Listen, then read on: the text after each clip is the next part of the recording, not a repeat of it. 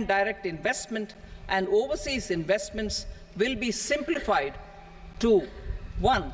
Facilitate foreign direct investments, 2.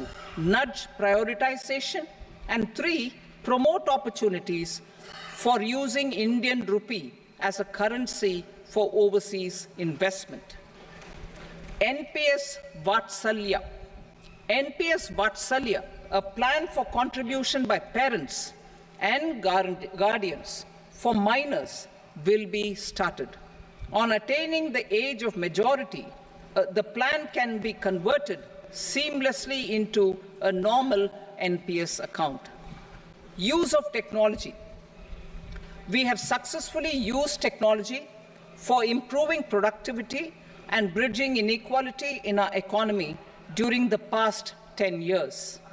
Public investment in digital infrastructure and innovations by the private sector have helped in improving access of all citizens, particularly the common people, to market resources, education, health and services. We will step up adoption of technology towards digitalization of the economy. Ease of doing business. For enhancing ease of doing business, we are already working on the Jan Vishwas Bill 2.0. Further, states will be incentivized for implementation of the business reforms, action plans, and digitalization. Data and statistics. For improving data governance, collection, processing and management of data and statistics, different sectoral databases, including those established under the Digital India Mission, will be utilized with active use of technology tools. New pension scheme. The committee to review the NPS has made considerable progress in its work. I am happy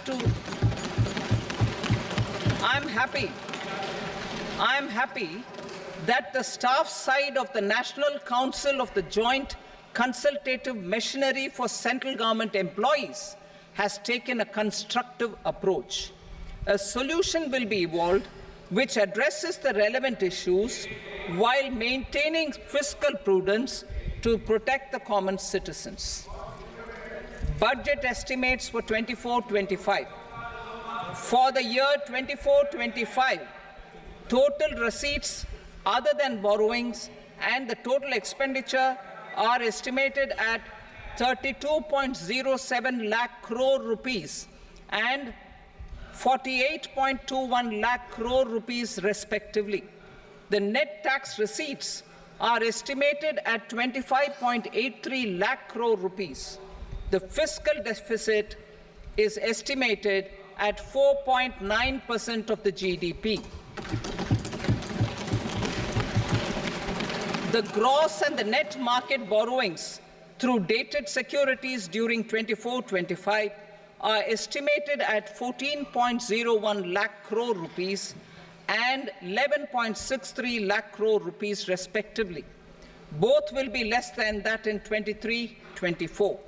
The fiscal consolidation path announced by me in 2021 has served our economy very well, and we aim to reach the deficit below 4.5% next year. The government is committed to staying the course. From 2026-27 onwards, our endeavor will be to keep the fiscal deficit each year such that the central government's debt will be on a declining path as percentage of GDP.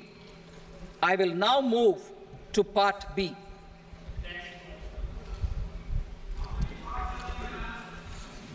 Indirect taxes. Sir, I start with GST. It has decreased tax incidence on the common man, reduced compliance burden and logistics cost for trade and industry, and enhanced revenues of the central and the state governments. It is a success of vast proportions. To multiply the benefits of GST, we will strive to further simplify and rationalize the tax structure and endeavor to expand it to the remaining sectors. My proposals for custom duties My proposals for customs duties intend to support domestic manufacturing, deepen local value addition, promote export competitiveness, and simplify taxation while keeping the interest of the general public and consumers paramount. In Budget 22-23, we reduced the number of customs duty rates. I propose to undertake a comprehensive review of the rate structure over the next 6 months to rationalize and simplify it for ease of trade, removal of duty inversion, and reduction of disputes.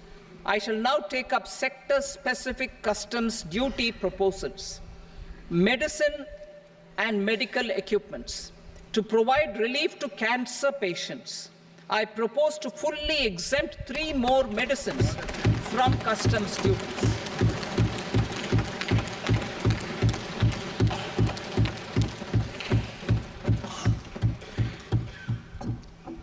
I also propose changes in the BCD on X-ray tubes and flat panel detectors for use in medical X-ray machines under the phased manufacturing program so as to synchronize them with the domestic capacity addition. Mobile phone and related parts. With a 3-fold increase in domestic production and almost a 100-fold jump in exports of mobile phones over the last 6 years, the Indian mobile industry has matured. In the interest of consumers, I now propose to reduce the BCD on mobile phone, mobile PCBA, and mobile charger to 15%. Critical minerals. Minerals such as lithium, copper, cobalt, and rare earth elements are critical for sectors like nuclear energy, renewable energy, space, defense, telecommunications, and high-tech electronics. I propose to fully exempt customs duties on 25 critical minerals and reduce BCD on 2 of them. This will provide a major fillip to the processing and refining of such minerals and help secure their availability for these strategic and important sectors. Solar energy. Energy transition is critical in the fight against climate change. To support energy transition, I propose to expand the list of exempted capital goods for use in the manufacture of solar cells and panels in the country. Further, in view of sufficient domestic manufacturing capacity of solar gas, glass, and tinned copper interconnect, I propose not to extend the exemption of custom duties provided to them. Marine products. India's seafood exports in the last financial year touched an all-time high of more than 60,000 crores of rupees. Frozen shrimp accounted for about 2/3 of these exports. To enhance their competitiveness, I propose to reduce BCD on certain broodstock, polychaete worms, shrimp, and fish feed to 5%. I also propose to exempt customs duty on various inputs for manufacture of shrimp and fish feed. Leather and textile. Similarly, to enhance the competitiveness of exports in the leather and textile sectors, I propose to reduce BCD on real down-filling material from duck or goose. I am also making additions to the list of exempted goods for manufacture of leather and textile garments, footwear, and other leather articles for export. To rectify inversion in duty, I propose to reduce BCD subject to conditions on methylene diphenyl diisocyanate, MDI, for manufacture of spandex yarn from 7.5 to 5%. Furthermore, the export duty structure on raw hides, skin, and leather is proposed to be simplified and rationalized. Precious metals. To enhance domestic value addition in gold and precious metal jewelry, in the country, I propose to reduce customs duties on gold and silver to 6% and that of platinum to 6.4%. Other metals, steel and copper, are important raw materials. To reduce their cost of production, I propose to remove the BCD on ferronickel and blister copper. I am also continuing with nil BCD on ferrous scrap and nickel cathode and concessional BCD of 2.5% on copper scrap. Electronics. To increase value addition in the domestic electronics industry, I propose to remove the BCD subject to conditions on oxygen-free copper for manufacture of resistors. I also propose to exempt certain parts for manufacture of connectors. Chemicals and petrochemicals.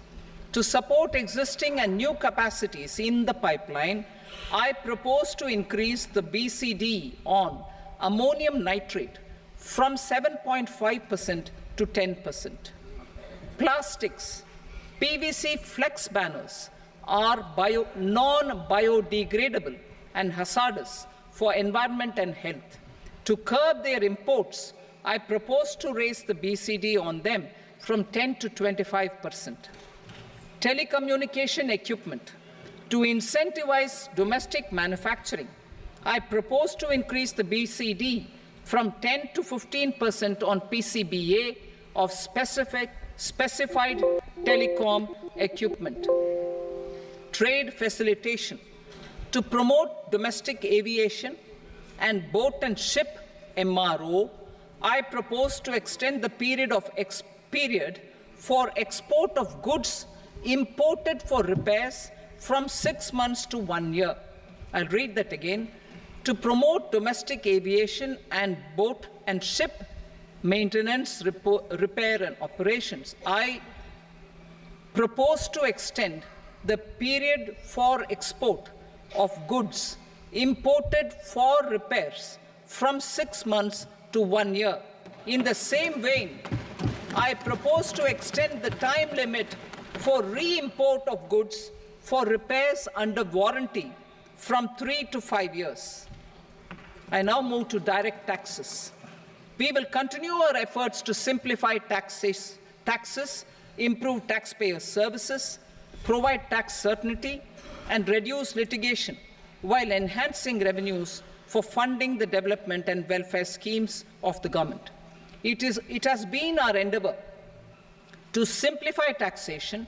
We have taken a number of measures in the last few years, including introduction of simplified tax regimes without exemptions and deductions for corporate tax and for personal income tax. This has been appreciated by taxpayers. 58% of corporate tax came from the simplified tax regime in the financial year 22-23. Similarly, as per data available till now, for the last fiscal, more than 2/3 have availed the new personal income tax regime. Comprehensive review of the Income Tax Act. I am now announcing a comprehensive review of the Income Tax Act 1961. The purpose is to make the Act concise, lucid, easy to read and understand. This will reduce disputes and litigation, thereby providing tax certainty to the taxpayers. I will also bring down the demand embroiled in litigation. It is proposed to be completed in 6 months. A beginning is being made in the Finance Bill by simplifying the tax regime for charities, tedious rate structures, provisions of reassessment and such provisions, and capital gains taxation. Simplification for charities and tedious. The two tax exemption regimes for charities are proposed to be merged into one. The 5% tedious rate on many payments is being merged into the 2% tedious rate, and the 20% tedious rate on repurchase of units by mutual funds or UTI is being withdrawn. TDS rate on e-commerce operators is proposed to be reduced from 1 to 0.1%. Moreover, credit of TCS is proposed to be given in the TDS to be deducted on salary. Further, I propose to decriminalize delay for payment of TDS up to the due date of filing statement for the same. I also plan to provide a standard operating procedure for TDS defaults and simplify and rationalize the compounding guidelines for such defaults. Simplification of reassessment. I propose to thoroughly simplify the provisions for reopening and reassessment. An assessment hereinafter can be reopened beyond 3 years from the end of the assessment year only if the escaped income is 50 lakh rupees or more, up to a maximum period of 5 years from the end of the assessment year. Even in such cases, a time limit of 6 years before the year of the search, as against the existing time limit of 10 years, is being proposed. This will reduce tax uncertainty and disputes. Simplification and rationalization of capital gains. Capital gains taxation is also proposed to be hugely simplified. Short-term gains on certain financial assets shall henceforth attract a tax rate of 20%, while that on all other financial assets and all non-financial assets shall continue to attract the applicable tax rate. Long-term gains on all financial and non-financial assets, on the other hand, will attract a tax rate of 12.5%. For the benefit of the lower and the middle income classes, I propose to increase the limit of exemption of capital gains on certain financial assets to 1.25 lakh rupees per year. Listed financial assets held for more than a year will be classified as long-term, while unlisted financial assets and all non-financial assets will have to be held for at least 2 years to be classified as long-term. Unlisted bonds and debentures, debt mutual funds, and market-linked debentures, irrespective of holding period, however, will attract tax on capital gains at applicable rates. Taxpayer services. All the major taxpayer services under GST and most services under customs and income tax have been digitalized. All remaining services of customs and income tax, including rectification and order giving effect to appellate orders, shall be digitalized and made paperless over the next 2 years. Litigation and appeals. While our concerted efforts to reduce pendency of appeals at various appellate fora are beginning to show good results, it will continue to engage our highest attention. To dispose of the backlog of first appeals, I plan to deploy more officers to hear and decide such appeals, especially those with large tax effect. For resolution of certain income tax disputes pending in appeal, I am also proposing Vivad Se Vishwas Scheme 2024.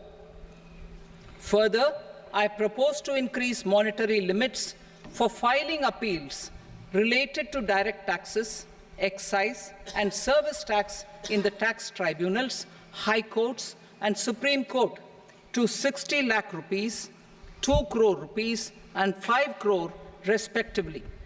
With a view to reduce litigation and provide certainty in international taxation, we will expand the scope of safe harbor rules and make them more attractive.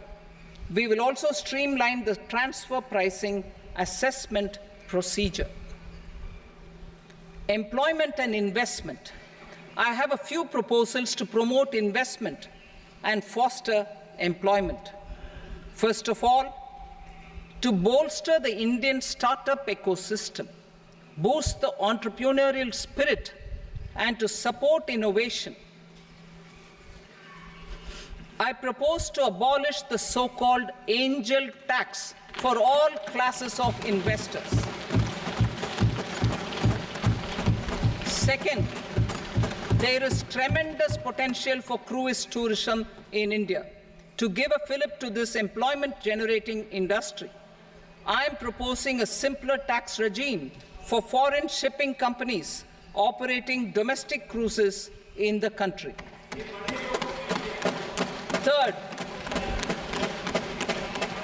India is a world leader in the diamond cutting and polishing industry, which employs a large number of skilled workers. To further promote the development of this sector, we would provide for safe harbor rates for foreign mining companies selling raw diamonds in the country. Fourth, to attract foreign capital for our development needs, I propose to reduce the corporate tax rate on foreign companies from 40 to 35%. Deepening the tax base. I have a couple of proposals for deepening the tax base.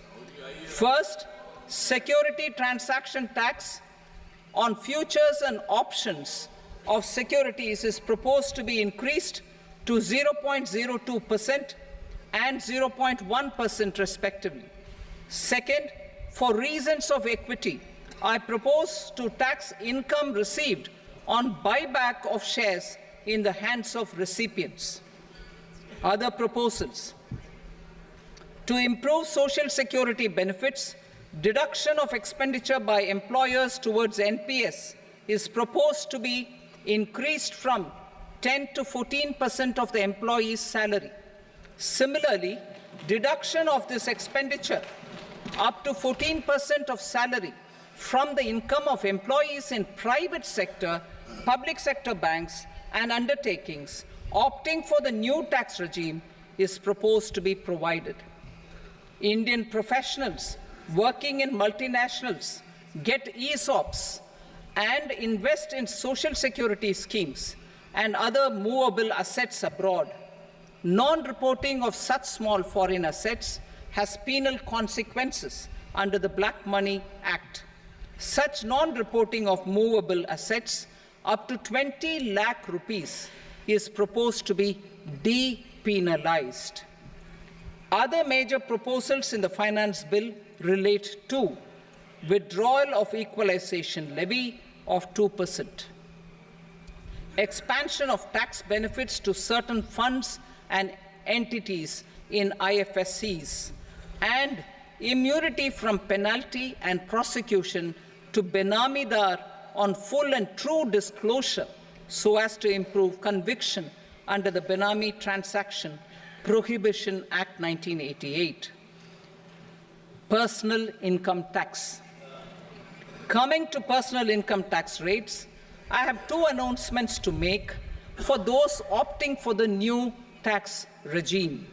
First, the standard deduction for salaried employees is proposed to be increased from 50,000 to 75,000 rupees.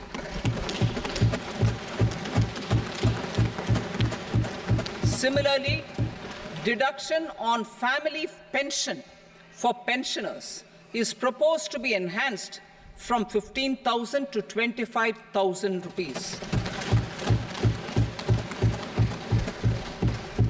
This will provide relief to about 4 crore salaried individuals and pensioners.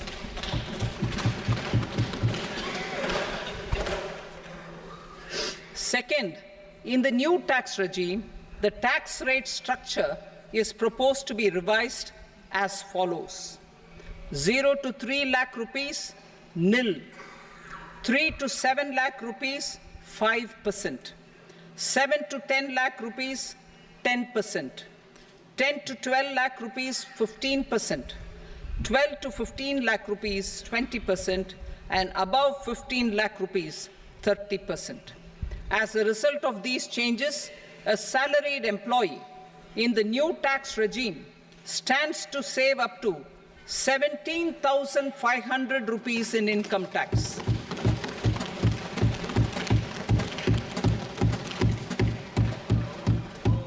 Apart from these, I am also making some other changes as given in the annexure.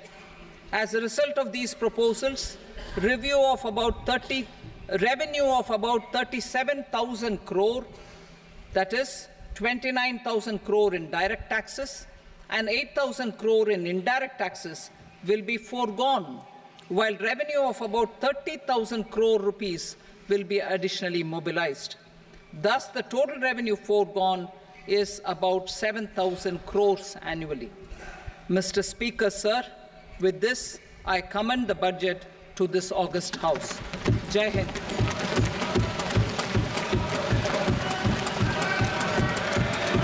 Item number 2. Item number 2.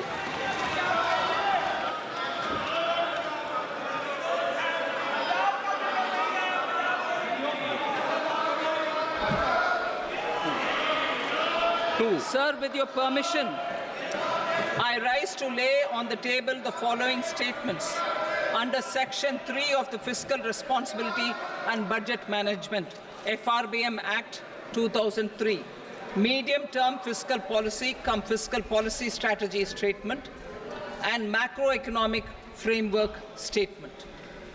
Item number 3. Sir, with your permission, I rise to move for leave to introduce the Finance Number 2 Bill 2024. प्रश्न ये कि विधेयक को पुनर्स्थापित करने की अनुमति प्रदान की जाए।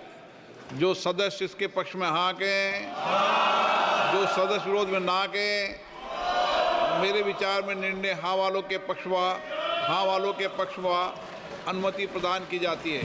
माननीय मंत्री जी, अब विधेयक पुनर्स्थापित करें। Sir, I introduce the bill.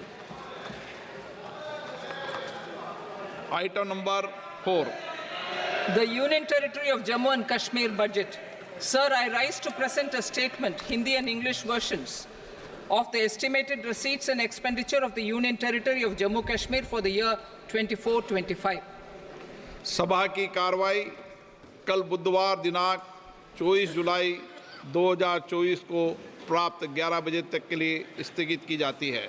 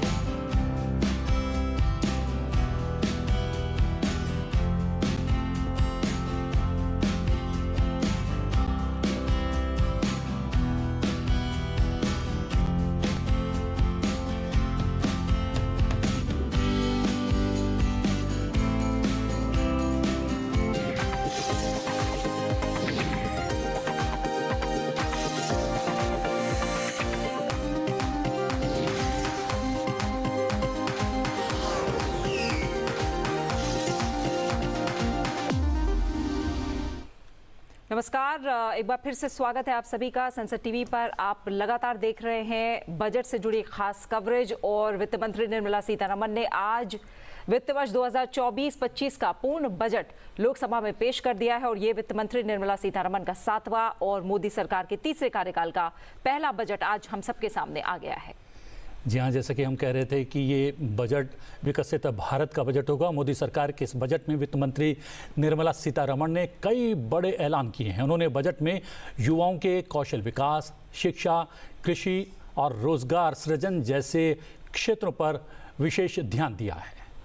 वित्त मंत्री ने देश के पूर्वी राज्यों को देश की आर्थिक वृद्धि का इंजन बनाने के लिए विशेष योजनाओं का भी ऐलान किया